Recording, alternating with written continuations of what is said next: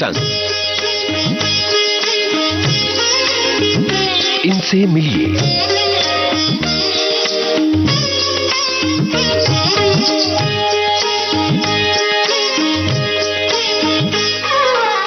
इनसे मिलिए इस कार्यक्रम में आज हम आपकी मुलाकात करवा रहे हैं जाने माने आर्ट डायरेक्टर जयंत देशमुख से। ये है जयंत देशमुख से आपके इस दोस्त यूनुस खान की बातचीत का पहला भाग। इनसे मिलिए कार्यक्रम में आज हमारे साथ हैं जाने माने आर्ट डायरेक्टर जयंत देशमुख। जयंत जी, बहुत बहुत स्वागत है विविध भारती के इस कार्यक्रम में। धन्यवाद सर। सबसे पहले मैं ये जानना चाहता हूं कि कहां आपका बचपन बीता और किस तरह से आपकी दिलचस्पी इस क्षेत्र में हुई। मेरा पूरा बचपन जो बीता है वो रायपुर में बीता है। वहाँ अशोक मिश्र थे, आजकल मुंबई में है वो, श्याम बेनेगल की फिल्में और टेलीविजन लिखते हैं। उनका एक ग्रुप था रचना। उस ग्रुप में शुरुआत में मैं जाना शुरू किया, क्योंकि स्कूल में नाटकों में मैं भाग लेता था।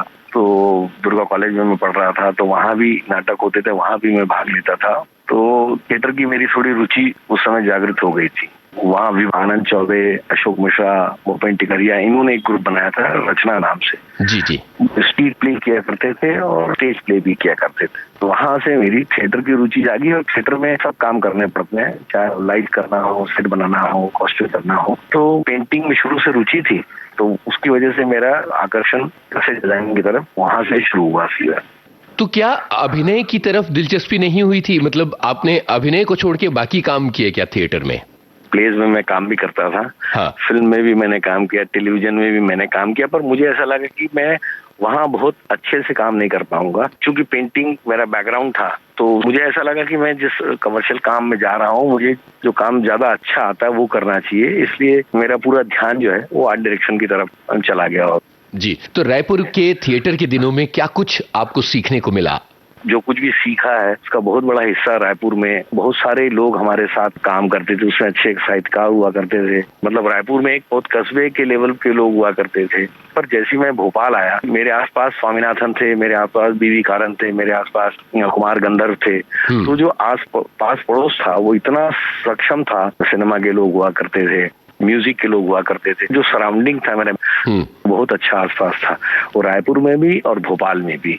उसने मुझे परिपक्व कर दिया, या इतना कहते हैं कि बना दिया सिनेमा में आने के बाद। जैन जी, भोपाल के दिनों को आपने याद किया, जहां स्वामीनाथन थे, जहां कुमार गंधर्व थे, हबीब तनवीर थे।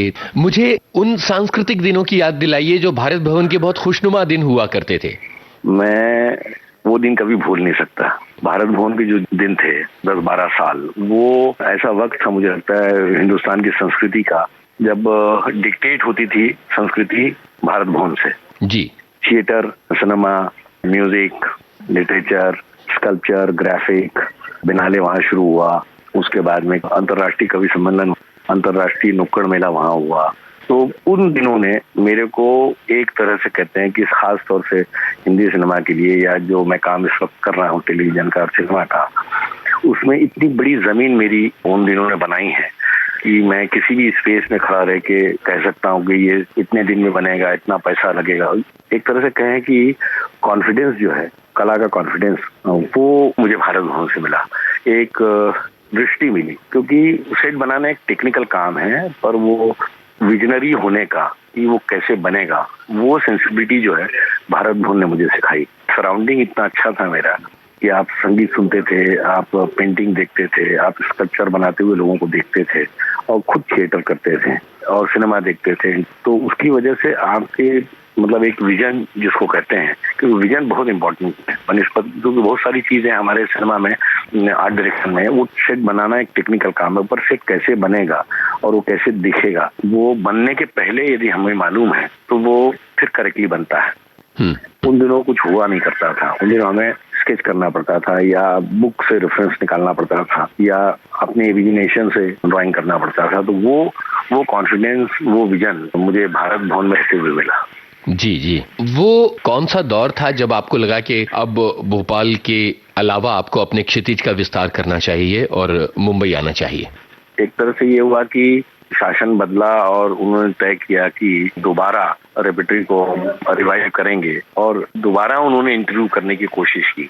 तो मेरा उसमें कहना था कि मैं 10 साल से यहाँ काम कर रहा हूँ और मेरा री इंटरव्यू क्यों होना चाहिए। इस वजह से वो दिन था जब मुझे ऐसा लगा कि अब री इंटरव्यू करके वो सारे लोग थे जो हमको 10 साल से देख रहे थे थिएटर करते हुए, तो मुझे लगा कि अब ये जमीन अब नहीं है जहां मैं अब रुक के काम कर सकूं। तो वैसा मेरा दिमाग में नहीं था कि मैं सिनेमा करूंगा, क्योंकि मैं जिस तरह के नेचर का आदमी, बहुत कमर्शियल वर्ल्ड है ये, तो मुझे ऐसा लगा कि मैं वैसा नहीं कर पाऊंगा। पर मेरे दोस्त हैं सतीश कौशिक, राजा बुंदेला, सुष्मिता मुखर्जी, वो उस वक्त वहाँ प्ले करने आए थे, अतुल तिवारी। तो उन्होंने कहा कि जयंत एक बार मुंबई चल के ट्राई करो, हो सकता है कि नहीं हो सकता है। मुझे कुछ मालूम नहीं था कि मैं क्या करूँगा, पर वो मेरे को यहाँ लेके आए। और एक मेरे मित्र हैं जो NSD पास आउट है, वीरेंद्र सक्सेना, तो उनके यहाँ मैं रहता था, 3 साल में उनके यहाँ रहा। तो मेरे लिए रहने का, खाने का, आने जाने का जो बेसिक मसला मुंबई का होता है मेरा नहीं था वो। तो मुझे सिर्फ ये था कि अपने आप को प्रूव करना कि मैं कर सकता हूँ कि नहीं कर सकता हूँ, इस सारे सेटअप में मेरा क्या योगदान होगा। क्योंकि सतीश कौशिक को सब बड़े एक्टर भी थे, डायरेक्टर भी थे, राजा बुंदेला भी कंपनी चलाते थे। तो शुरुआत का काम मेरा ऐसा रहा कि वो सीरियल कर रहे थे और उसी वक्त मेरे को काम मिल गया, जिसकी वजह से जैसे मुंबई में होता है कि आप करते रहते हैं तो आपको काम मिलता रहता है, तो फिर आपको वो टाइम नहीं मिलता कि आप कहीं और चले जाएं, तो चेन बन जाती है। और धीरे धीरे क्या हुआ कि उनके साथ काम करते करते हेमंत कुमार ने मुझे स्टार प्लस का एक शो था मिली, के लिए मेरे को काम दिया उन्होंने सेट बनाने का। धीरे धीरे करते करते जब वो सेट लोगों ने देखा, फिर एक नया काम मिला, फिर एक नया काम मिला, फिर फिल्म मिली। इस तरह से वो चेन बढ़ती चली गई और मैं फिर मुंबई में रुक गया। जयंत जी, थिएटर की दुनिया से आने के बाद मुंबई की इस कमर्शियल दुनिया में किस तरह का फर्क महसूस हुआ था जब सबसे पहले टेलीविजन के लिए सेट बनाने का काम शुरू किया था आपने? थिएटर में विचारों की, दृष्टि की लेवल पे एक तरह की स्वतंत्रता है और आप अपने मन का काम अपने मन के तरीके से कर सकते हैं। और बाबा कहा करते थे कि थिएटर ही एक बात ऐसा मीडिया है जो आदमी को आदमी की हैसियत से और उसके साइज से दिखाता है। टेलीविजन आदमी की साइज को छोटा कर देता है, सिनेमा आदमी की साइज को बड़ा कर देता है। इमोशन है, ये चीजें हैं, वो थिएटर में ज्यादा होती हैं। पर यदि मैं art direction point of view से बात करूं जो मैं काम करता हूं, तो टेलीविजन से जब मैंने काम शुरू किया तो अब तो टेलीविजन बहुत एनहांस्ड हो गया है, सिनेमा से इन्फ्लुएंस्ड हो गया है और लार्जर देन लाइफ चीजें हो गई हैं, डिजाइन के लेवल पे, कलर के लेवल पे, प्रॉप्स के लेवल पे।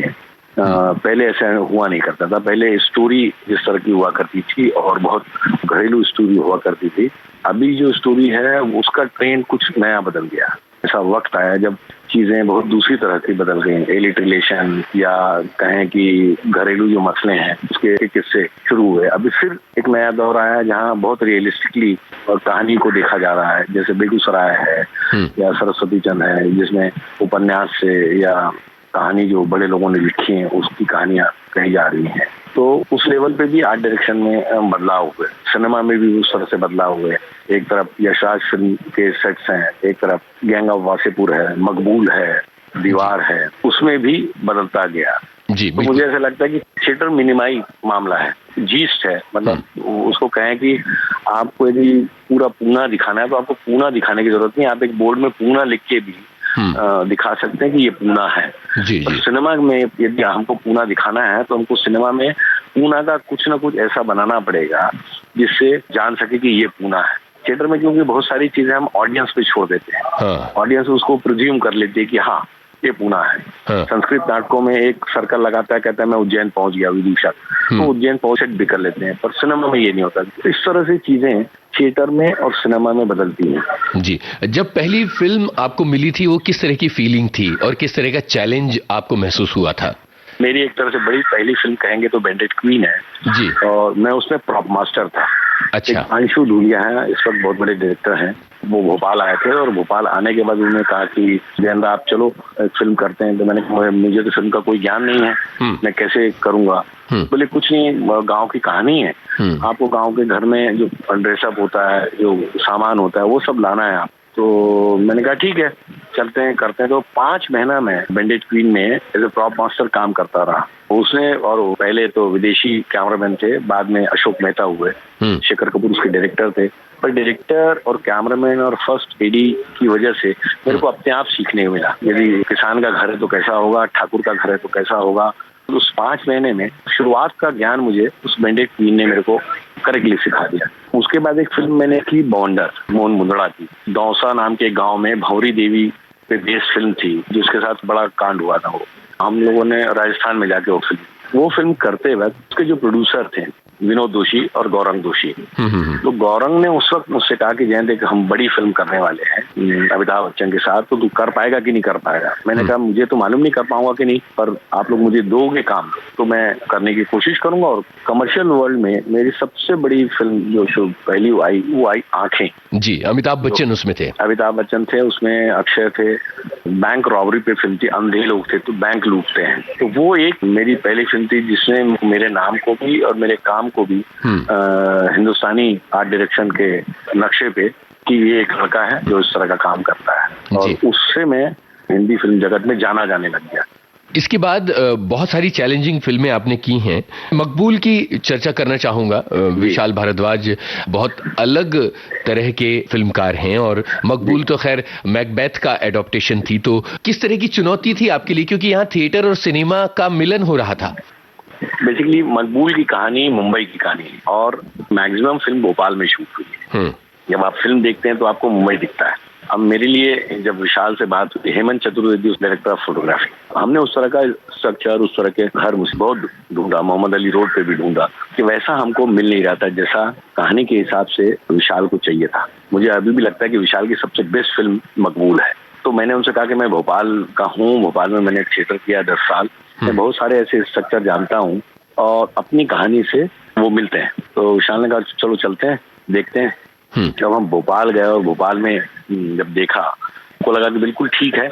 और वहाँ चूंकि एक थिएटर का कल्चर था ही, शुरू में इन कस्टडी एक फिल्म हो चुकी थी जी, इस्माइल मर्चेंट की, और 2-3 फिल्में, छोटी छोटी फिल्में हो चुकी थी। फिल्म का कल्चर उस तरह से शुरू नहीं हुआ था। ये एक तरह से बड़ी फिल्म वहाँ हो रही थी, तो वहाँ के लोगों ने भी कोऑपरेट किया और चूंकि कहानी के हिसाब से वो अच्छा था और मेरा चूंकि थिएटर मैंने किया हुआ था वहाँ पे, तो in terms of props, in terms of costume, in terms of और चीजें, तो वो वहाँ मुहैया भी हो गई। तो लोगों के लिए उत्साह था कि एक बड़ी फिल्म है, बड़े एक्टर इसमें काम कर रहे हैं, तब्बू है, इरफान है और ओमपुरी है, नसीर है। तो वो एक नया माहौल भी वहाँ बना फिल्म का। तो थिएटर वहाँ भी काम आया, क्योंकि एक जगह है जहाँ आप 10 साल काम करते हैं, लोग जानते हैं आपको। तो बहुत सारी ऐसी चीजें होती जो बम्बई में तो हम फोन से मंगा लेते हैं, पर वहाँ हमको सोर्स आउट करना पड़ा। फिल्म में आपको दिखता है। वहाँ मैंने फिर वो शिफा मंदिर है, अभी तो टूर भी कहते हैं, इसके ऊपर पंकज जी का रूम हमने बनाया। ये था जाने माने आर्ट डायरेक्टर जयंत देशमुख से आपके इस दोस्त यूनुस खान की बातचीत का पहला भाग। इस कार्यक्रम का दूसरा और आखिरी भाग आप सुनेंगे अगले हफ्ते इनसे मिलिए कार्यक्रम में। इस कार्यक्रम के प्रस्तुतकर्ता विजय दीपक छिब्बर। इनसे मिलिए।